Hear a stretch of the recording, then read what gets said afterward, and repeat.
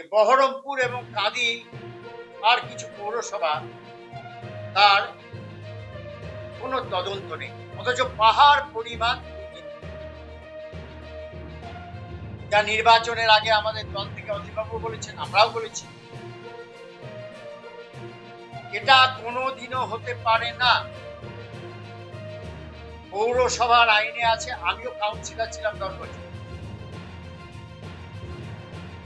কোনো তার আত্মীয়, তার কোনো ফার্ম থাকতে পারে না, থাকলেও তা অফ করে দিতাম। তো সেই ফার্ম পরবর্তীকালে বলা হলো চেয়ারম্যানের পক্ষ থেকে যে ওটা এত সালে বিক্রি হয়ে গেছে।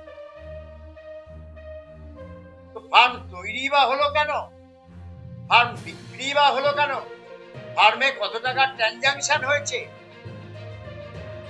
এই দিকটা সরকারের তদন্তে আসা দরকার।